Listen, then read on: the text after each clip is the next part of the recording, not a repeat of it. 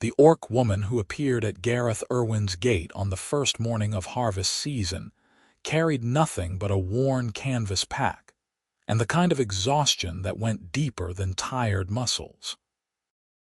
Her name was Cirra Zayne, and she needed 3 weeks of work, maybe 4 if the pay was poor, just enough coin to make it to the Eastern Territories, where nobody would know her face or the name of the family she had fled.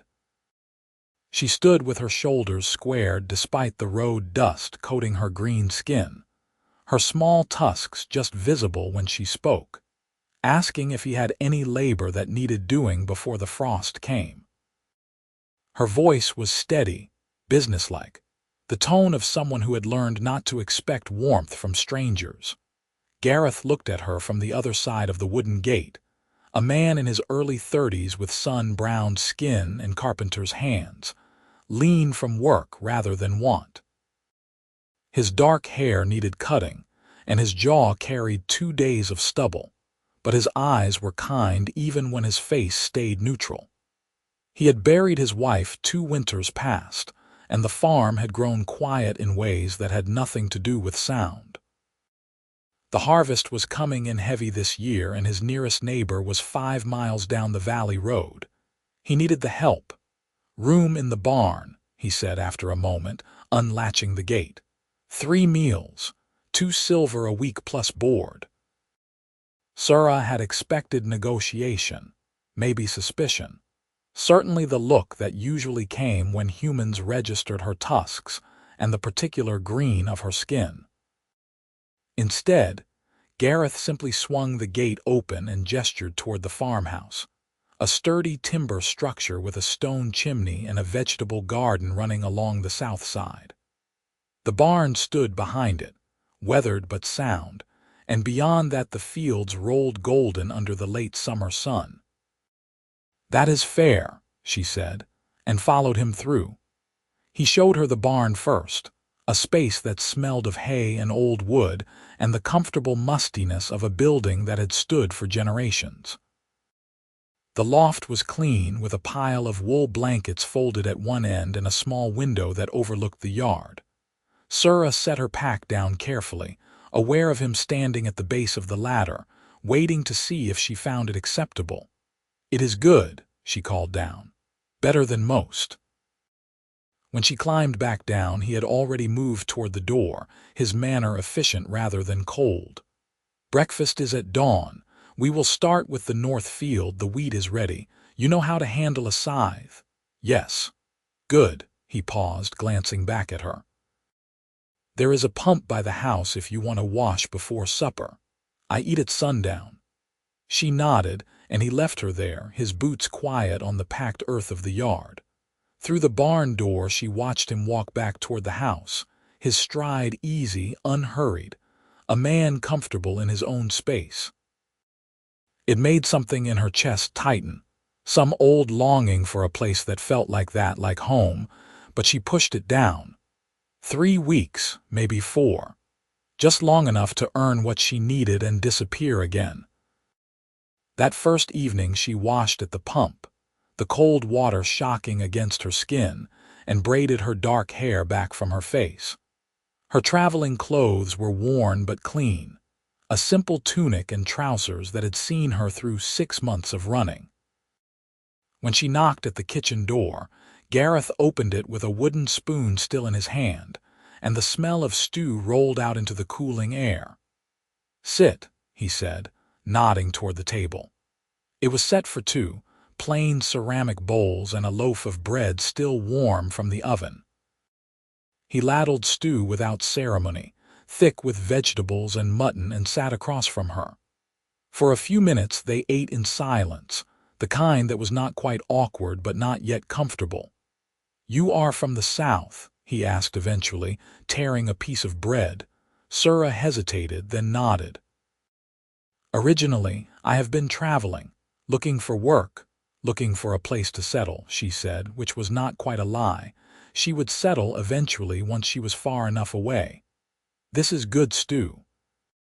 He acknowledged that with a small nod, and the conversation drifted to practical matters. The farm's layout, the rhythm of the work, the weather patterns that governed the valley. Gareth spoke sparingly, but without the discomfort she often saw in humans who hired her. He seemed to regard her as he might any laborer, competent or not yet proven, and nothing more. It was a relief. The next morning they started before the sun had fully crested the eastern hills. The north field stretched wide and golden, the wheat heavy-headed and ready. Gareth handed her a scythe with a well-worn handle and took up his own, and they worked side by side in the cool dawn air. Cirra fell into the rhythm quickly, the swing and cut and step that her body remembered from other harvests in other places. Gareth worked with the steady economy of someone who had done this all his life, never hurrying, never stopping. By midday, her shoulders burned and her hands ached, but the work felt good, clean, the kind of labor that left no room for thought. They broke for lunch under the shade of an old oak at the field's edge, bread and cheese and cold water from a jug. Gareth sat with his back against the trunk, his eyes half closed, and Cirra stretched out in the grass, feeling the earth solid beneath her. "You work well," he said after a while, not opening his eyes. "I have done this before." "I thought you might have." He tilted his head to look at her, squinting against the light. "You are stronger than you look." She almost smiled at that. Orcs were generally stronger than humans, though she was built leaner than many of her kin, more runner than wrestler. "I will take that as a compliment." It was meant as one. They finished the north field by the end of the third day, and Gareth seemed pleased, though he showed it only in the slight relaxation of his shoulders and the way he nodded when they stacked the last sheaves. That evening, after supper, Cirra walked back to the barn and noticed him in the yard near the old well, standing over a pile of fresh-cut timber. The wood was pale and smooth, planed clean, and as she passed, he glanced up but said nothing. She thought little of it that first night. Farmers always had projects, repairs and improvements that filled the margins of their days. But the next afternoon, when the rain drove them in early from the east field, she saw him working at the timber again, this time with a chisel and mallet, cutting joints with the careful precision of a man who knew his craft. The pieces were long and graceful, too fine for a fence or a tool shed. Curiosity pulled at her, but she did not ask. It was not her business, and besides, she would be gone soon enough. What did it matter what he built? But as the days passed and the work continued, cutting and shaping and fitting, she began to recognize the shape of it. An arbor. A wedding arbor, the kind that couples stood beneath when they spoke their vows, the kind that marked a threshold between one life and another. Her heart did something strange in her chest when she realized it, a stumble and skip that she could not name. Gareth never mentioned it. He worked on it in the evenings and on the rainy days when the fields were too wet, his hands steady and sure, and if he noticed her watching from the barn door, he gave no sign. Cirra told herself it was none of her concern. Perhaps he was building it for a neighbor or for a sister, or simply because he liked the work. Perhaps it meant nothing at all, but she could not stop thinking about it. The weeks began to blur together, each day a repetition of the last. Dawn in the fields, the swing of the scythe or the heft of the grain sacks, the meals at the kitchen table where Gareth spoke little but listened well. He was a good listener, she discovered, the kind of man who paid attention to the things left unsaid. When she mentioned in passing that she missed the taste of honey in her tea, a jar appeared on the table the next morning. When her scythe handle cracked, he replaced it without being asked. The new one sanded smooth and fitted to her height.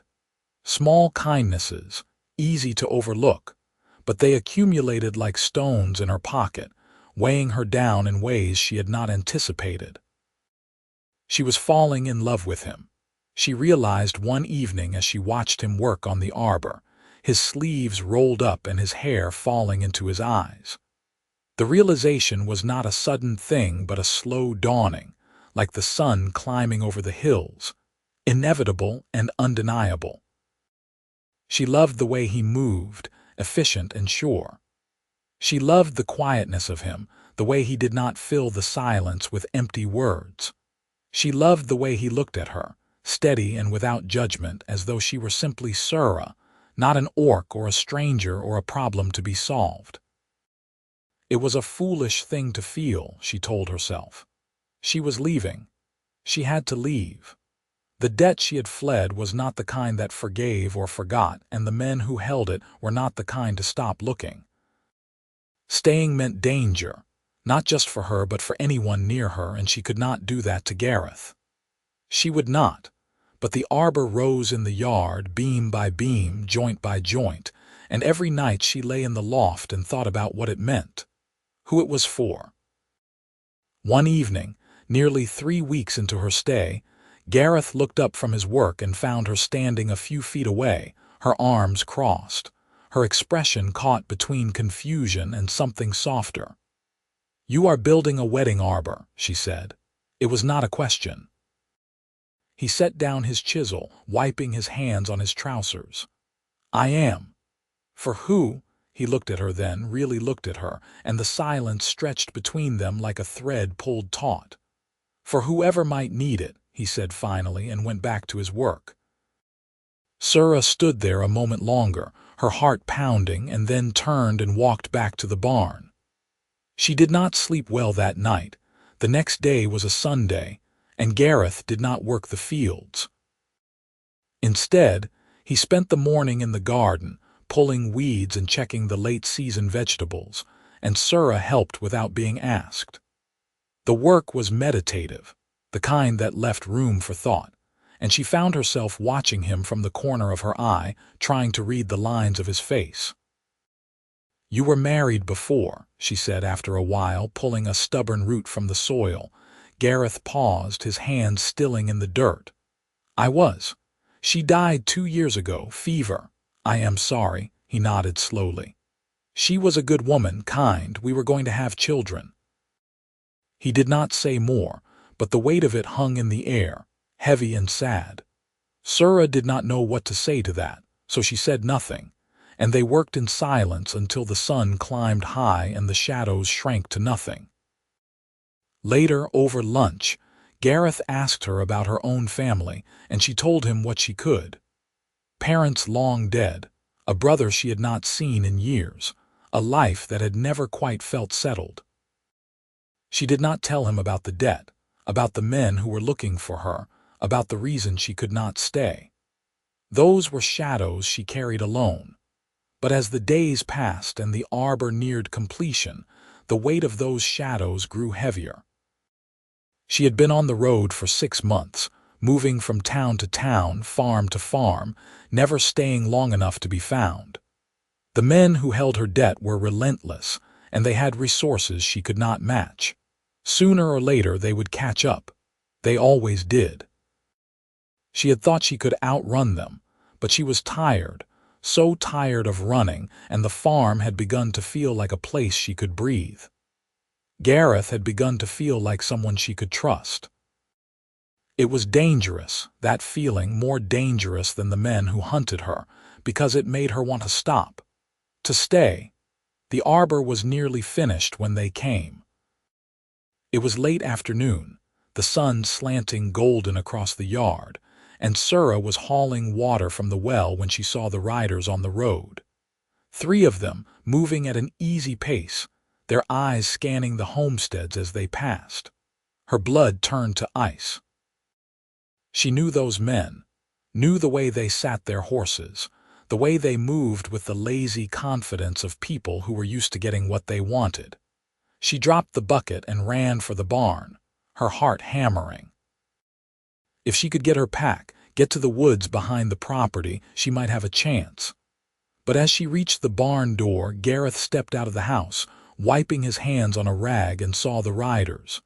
"Cirra," he called, his voice sharp with concern. "Who are they?"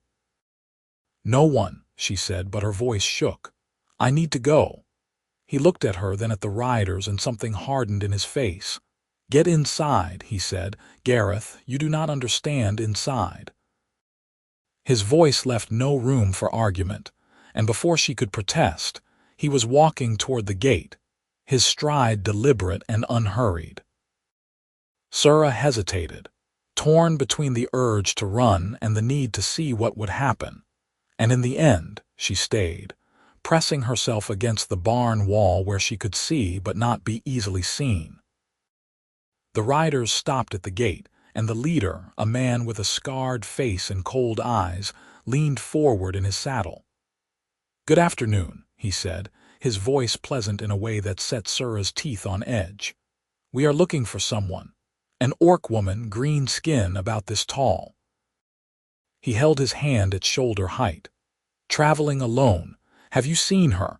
Gareth stood on the other side of the gate, his arms loose at his sides. "This is private land. You are not welcome here." The scarred man's smile did not waver. "We do not mean any trouble, friend. Just looking for someone who owes a debt.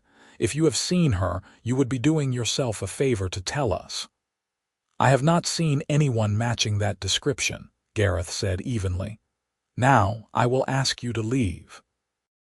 The scarred man's eyes narrowed, and he glanced at his companions, a silent conversation passing between them.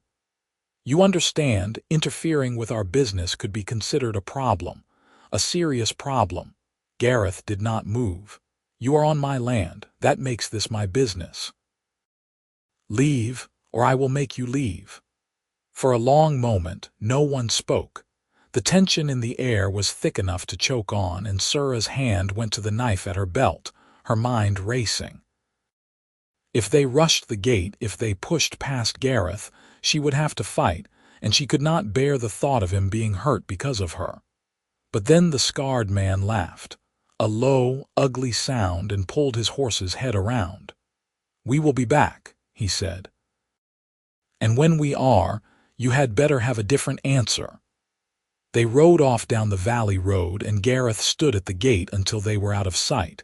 Then he turned and walked back toward the barn, his face grim. Cirra stepped out to meet him, her heart still pounding. "You should not have done that," she said. "They will come back. They will bring more men. You do not know what you have just done." Gareth stopped in front of her, close enough that she could see the lines of worry around his eyes. "Then tell me," he said quietly. "Tell me what I am dealing with." And so she did. She told him about the debt, a sum her brother had borrowed and could not repay, a sum that had fallen to her when he disappeared. She told him about the months of running, the town she had fled, the work she had done to try to earn enough to pay it off. She told him about the men, enforcers for a merchant house in the southern cities, men who did not care about fairness or mercy, only about getting their money. "I am sorry," she said when she finished, her voice raw. "I should have told you before. I should have left before they found me. I have put you in danger, and I am sorry." Gareth listened without interrupting, his face unreadable, and when she fell silent, he was quiet for a long moment. Then he said, "How much?" "What? How much is the debt?" Cirra blinked. 30 gold. "But Gareth, you cannot—" "I have it," he said simply. "Or near enough. I was saving for new stock, but that can wait." He looked at her, and there was something fierce in his eyes, something that made her breath catch. "You are not leaving, not because of them." "You do not have to do this," she said, her voice breaking. "This is not your problem. It is now." He reached out and took her hand, his grip warm and solid, and she felt something in her chest crack open. "You think I built that arbor for no reason. You think I did not notice you every day, working beside me, eating at my table, looking at me like—" He stopped, shaking his head. "I built it for you, Cirra, for us. If you want it." She could not speak. The words tangled in her throat, too big and too sharp, and all she could do was stare at him, at this man who had known her for less than a month and was willing to spend his savings to keep her safe. Who had built an arbor in quiet hope, never demanding, never asking, just waiting. "I want it," she whispered finally. "I want it more than anything." He smiled then, a real smile that softened the lines of his face and pulled her into his arms. She pressed her face against his chest and felt the steady beat of his heart, and for the first time in 6 months she felt safe. But the danger was not over. The men would return, and 30 gold or not, they would not leave without trying to extract something more. Gareth knew it as well as she did, and that evening, after they had eaten a quiet supper, he disappeared into the house and came back with a small strongbox. Inside were his savings, counted out in gold and silver, and he stacked the coins on the table between them. "It is 28, he said. "I can sell the old plough, that will cover the rest." Cirra shook her head. "I cannot let you do this. You are not letting me, I am choosing." He looked at her, his eyes serious. "This is what I want, Cirra. You staying is what I want. Let me do this." She wanted to argue, wanted to tell him that she could handle it herself, that she did not need rescuing. But the truth was, she was tired of handling it alone, tired of running, tired of the weight of it all. And Gareth was offering her something she had not had in a very long time, a choice. A chance to stay, to build something, to stop looking over her shoulder. "Okay," she said softly. "Okay." The next morning the riders returned, and this time there were 5 of them. Cirra and Gareth met them at the gate together, and the scarred man's eyes lit with satisfaction when he saw her. "There you are," he said, dismounting. "Saved us a lot of trouble, girl. Now you know why we are here. Time to settle up." Cirra stepped forward, her chin high. "I have your money." The man blinked, surprised. "Do you now?" Gareth handed her the strongbox, and she opened it, showing the coins. 30 gold, as agreed. The debt is paid." The scarred man looked at the money, then at Gareth, then back at Cirra. His smile faded. "That is the principal," he said slowly. "But there is interest, and fees for our time. Let us call it 50, shall we?" "The agreement was 30, Cirra said, her voice hard. "There was no mention of interest. There is now." The man took a step forward, and his companions moved with him, a subtle threat. 50, or we take it out of your hide, and his for good measure." Gareth moved to stand beside Cirra, his hand resting on the axe he had brought from the woodshed. "The lady said 30. Take it and go, or we will have a problem." The scarred man's eyes flicked to the axe, then to Gareth's face, and whatever he saw there made him pause. Behind them, one of the other riders shifted nervously. The odds were in their favor, 5 against 2, but Gareth stood like a man who had been a soldier once, someone who knew how to fight and was not afraid to do it. And Cirra, for all her exhaustion, was an orc, stronger and faster than any of the men facing her. The scarred man must have done the math, because after a long, tense moment, he spat in the dust and gestured to one of his companions. "Give me the box." Cirra handed it over, and he counted the coins slowly, his face sour. When he finished, he shoved the box under his arm and mounted his horse without another word. The riders turned and left, and this time they did not look back. Cirra and Gareth stood at the gate until they were gone, and then she turned to him, her knees suddenly weak. "Thank you," she said. "I do not know how to repay you." "You do not have to," he said, and took her hand. "You are staying. That is enough." But staying came with its own challenges. The debt was paid, the threat gone, but the farm still needed saving. The summer had been brutally dry, the kind of season that left wells running low and crops stunted, and Gareth's fields had suffered more than most. The wheat harvest had been decent, but the barley was thin and the vegetable garden was struggling. Without a good autumn crop, he would not have enough to see them through the winter, let alone buy the stock he had planned for. Cirra saw the worry in him, the way he stood in the fields at dusk and studied the dry soil, the way he rationed the water from the well. She had promised to stay, but staying meant being part of the solution, not just another mouth to feed. So she set herself to work.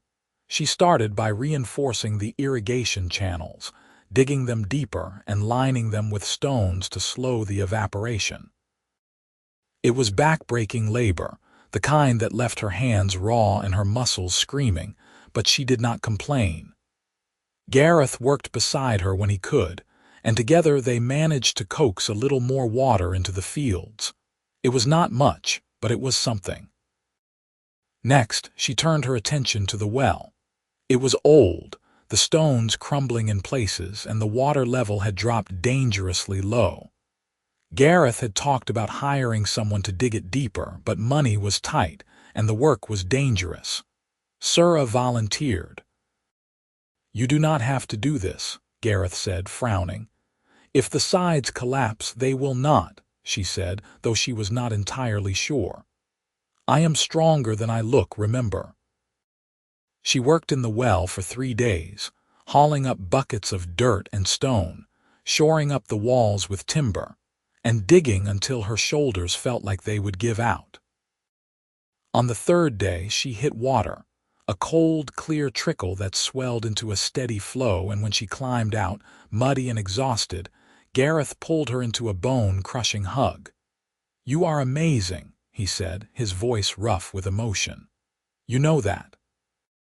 She laughed, too tired to do anything else, and leaned against him. "I am filthy." "You are amazing," he repeated and kissed her forehead. The well helped, but it was not enough.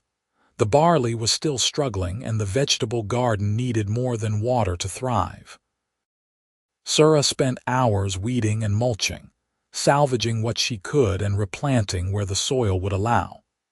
She asked Gareth about the neighbors, whether any of them might have surplus seed or compost to trade, and he admitted that relations were strained. Some of the valley families did not take kindly to an orc working his land, and there had been whispers. "They will come around," he said, but Cirra could hear the doubt in his voice. She decided to change that. One morning, she loaded a cart with the best of their vegetables, and a few jars of preserves Gareth had made, and set off down the valley road to visit the nearest farm. The family there, a couple with 3 young children, eyed her warily when she arrived, but Cirra was polite and direct, offering the goods as a gesture of goodwill and asking if they had any seed they could spare. The wife, a woman named Eliza, hesitated, then nodded slowly. "We have some squash seed," she said, "and maybe some beans. You are the one working for Gareth Irwin, are you not?" "I am," Cirra said. "He is a good man, a good neighbor." Eliza studied her for a long moment, then glanced at her husband. "We heard you were trouble, that you brought men looking for you." "They are gone now," Cirra said. "The debt is paid. I am not going anywhere." Something shifted in Eliza's expression, and she nodded again. "All right, wait here." She came back with a small sack of seed, and Cirra traded her the vegetables and preserves, grateful beyond words. Over the next few weeks, she visited the other farms in the valley, always bringing something to trade, always polite, and slowly, the wariness began to thaw. Not everyone welcomed her, but enough did that Gareth's isolation eased, and when the autumn planting came, they had the seed they needed. The work was grueling, but it was also good. Cirra had spent so long running that she had forgotten what it felt like to build something, to put down roots and watch them grow. And every evening when she came back to the farm and saw the arbor standing in the yard, her heart swelled with a hope she had thought was lost. Gareth courted her quietly, in the way of a man who had loved once and knew the value of patience. He brought her wildflowers from the meadow and left them in a jar by the barn door. He taught her how to make bread, his hands guiding hers through the kneading, and laughed when she got flour in her hair. He sat with her in the evenings and talked about the future, about the stock he wanted to buy and the repairs the house needed and the children they might have someday. If she wanted that, she did. She wanted all of it, with a fierceness that surprised her. One night, as they sat on the porch and watched the stars come out, Gareth took her hand and said, "Will you marry me, Cirra?" She turned to look at him, her heart in her throat. "You built the arbor before you even asked me," he smiled, a little sheepish. "I hoped. Was that too bold?" "It was perfect," she said, and kissed him. "Yes, yes, I will marry you." They were married on a crisp autumn morning with the valley aflame in gold and red. The arbor stood in the yard, strong and beautiful, the wood glowing in the sunlight. Gareth had carved their initials into one of the beams, a small, secret thing that made Cirra's eyes sting when she saw it. The neighbors came, most of them, and if some still looked at her with suspicion, more looked at her with curiosity, even acceptance. Eliza brought a cake, and the blacksmith from the next valley over played a fiddle, and Gareth stood beside Cirra under the arbor and spoke his vows in a voice that shook with emotion. "I promise to stand with you," he said, "in good times and bad, in drought and plenty. I promise to build a life with you, a home with you. I promise to love you, Cirra, for as long as I draw breath." Cirra's own vows came out rough and unsteady, but they were true. "I promise to stay," she said, "to work beside you, to fight for what we are building. I promise to love you, Gareth, with everything I am." The blacksmith declared them married, and Gareth kissed her under the arbor he had built, and the small crowd cheered. It was simple and perfect, and when Cirra looked around at the faces gathered there at the farm that was now her home, she felt something settle in her chest, something that had been restless and afraid for so long. She was home. She was safe. She was loved. The winter that followed was hard, the kind that tested the strength of the work they had done. Snow came early and deep, and the cold bit with teeth that did not let go. But the well held, and the stores they had laid in were enough. And when spring finally broke, the fields greened with a vitality that felt like a reward. Cirra and Gareth worked side by side through the planting season, and when the first shoots appeared, tender and green, she felt a pride that had nothing to do with her and everything to do with them. They were building something, slowly and carefully, a life that was theirs. In the summer, Gareth bought the stock he had been saving for, a pair of young cows and a handful of chickens, and Cirra built a coop that was sturdy enough to withstand the valley winds. The neighbors came to help with the raising, and Eliza's husband, a quiet man named Thomas, admitted that he had been wrong about Cirra. "You are good for him," he said, nodding toward Gareth, who was laughing at something one of the children had said. "He is happier than I have seen him in years." Cirra smiled. "He is good for me too." By the time the first anniversary of their wedding came around, the farm was thriving. The fields were lush, the animals healthy, and the house had been expanded with a new room that Gareth had built with his own hands. Cirra stood in the doorway of that room one evening, looking at the cradle he had just finished, and felt a flutter of nerves and excitement. "It is beautiful," she said. Gareth came to stand beside her, slipping an arm around her waist. "I hope so. I want it to be perfect."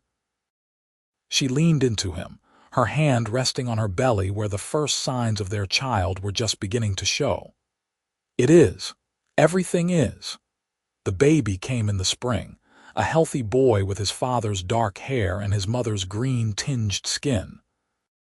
They named him Gregor, and he was loud and demanding and perfect in every way. Gareth cried when he held him for the first time, and Cirra, exhausted and exhilarated, felt her heart expand in ways she had not thought possible. Eliza came to help in the first few weeks, bringing food and advice and a steady, practical kindness that Cirra had not expected. The other neighbors came too, bringing gifts and congratulations, and if there were still a few who held back, their numbers were fewer now. The valley had begun to accept her, not as an orc or an outsider, but as Gareth's wife, as Gregor's mother, as one of their own. The years that followed were not without challenges. There were droughts and harsh winters, illnesses and accidents, the small tragedies that marked any life.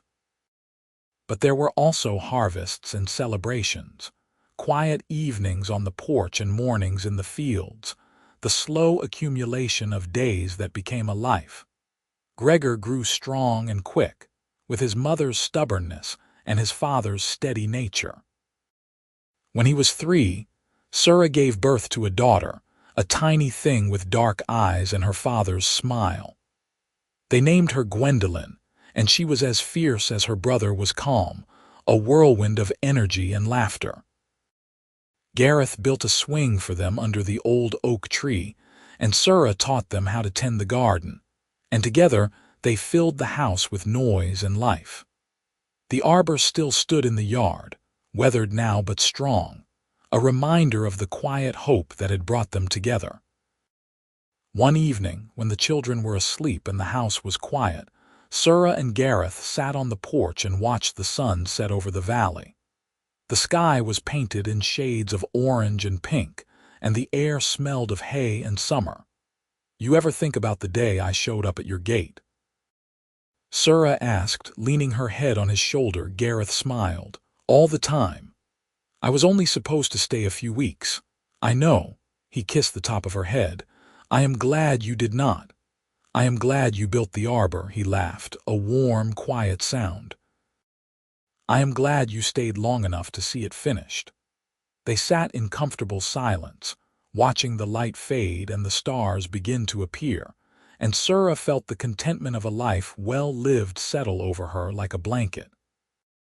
She had come to this place looking for temporary work, a few weeks of wages to carry her to the next town, the next hiding place. She had found instead a home, a partner, a family. She had found everything she had not known she needed. And as the years continued to unfold, as Gregor and Gwendolen grew and the farm flourished, Cirra knew that the arbor in the yard would stand as a testament to the quiet faith of a man who had hoped for love and the courage of a woman who had dared to stay. It was not a grand story, not the kind that would be told in songs or written in books, but it was theirs, and it was enough. The farm became known throughout the valley as a place of good harvests and generous neighbors, and Gareth and Cirra were respected, even admired. They worked hard and lived simply, and when travelers came looking for work, they were welcomed with the same quiet kindness that Gareth had shown Cirra all those years ago. Gregor, when he was old enough, took over much of the field work, his young strength a boon to the aging Gareth. Gwendolen, for her part, had a gift for animals, and the farm's stock thrived under her care. They were good children, strong and kind, and watching them grow filled Cirra with a pride that sometimes brought tears to her eyes. One autumn, when the leaves were turning and the air had the first bite of winter, a young orc woman appeared at the gate. She was thin and tired, with a haunted look in her eyes, and she asked if there was any work to be had. Cirra saw herself in that woman, saw the desperation and the hope, and without hesitation she opened the gate. "Come in," she said. "There is always work here, and you are welcome." The woman's eyes filled with tears, and she nodded, unable to speak. Cirra led her to the barn, just as Gareth had led her years before, and showed her the loft with its pile of blankets and small window. The woman set down her pack and turned to Cirra, her voice breaking. "Thank you," she said. "You do not know what this means." Cirra smiled. "I think I do." That evening, as the family gathered for supper, Cirra looked around the table at the faces she loved. Gareth, still strong despite the gray in his hair, Gregor, serious and thoughtful, Gwendolen, bright and laughing, and the new woman, hesitant but hopeful. This was what they had built, she thought. Not just a farm, but a refuge, a place where people could find safety and second chances. And it had all started with an arbor, built in quiet faith by a man who had dared to hope. As the meal ended and the children cleared the dishes, Gareth caught Cirra's eye and she smiled back, her heart full. They had come so far from that first morning when she had stood at the gate, asking for temporary work. She had stayed, and he had built the arbor, and together they had created something beautiful. Years later, when Gregor married a girl from the next valley, they stood under that same arbor, its wood silvered with age but still strong. Cirra and Gareth watched from the crowd, their hands clasped, and when the ceremony ended and the young couple kissed, Cirra leaned into her husband and whispered, "Thank you for building this. Thank you for staying," he whispered back. They grew old together, as people do, and the farm passed to Gregor and his wife, and then to their children. But the arbor remained, a fixture in the yard, a symbol of love and faith and the quiet courage it took to build a life. And every time a young couple stood beneath it, speaking their vows, Cirra's story was remembered. The orc woman who had come looking for temporary work and the man who had quietly begun building a wedding arbor, hoping she would stay. She had stayed. And in staying, she had found everything she had ever wanted: a home, a family, a love that lasted a lifetime. It was a simple story in the end, but it was hers, and it was perfect. The final years of Cirra and Gareth's life were spent in the small cottage Gregor had built for them near the main house, close enough to see the arbor from their window. They spent their days in the garden, tending the flowers Cirra loved, and their evenings on the porch, watching the sun set over the valley they had called home for so long. When Gareth's health began to fail, Cirra cared for him with the same fierce devotion she had brought to everything else. She held his hand through the long nights and told him stories of their life together, of the arbor and the harvest and the children, and he listened with a smile on his face.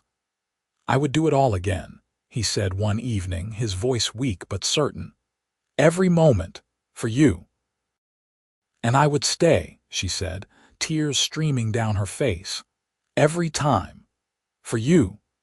He passed quietly in his sleep a few days later, and Cirra buried him in the small cemetery on the hill, under a stone that bore his name and the words she had chosen: "Beloved husband, father, and builder of hope." She lived for 5 more years, surrounded by her children and grandchildren, and when her time came, they buried her beside him, under a stone that read, "Beloved wife, mother, and keeper of home."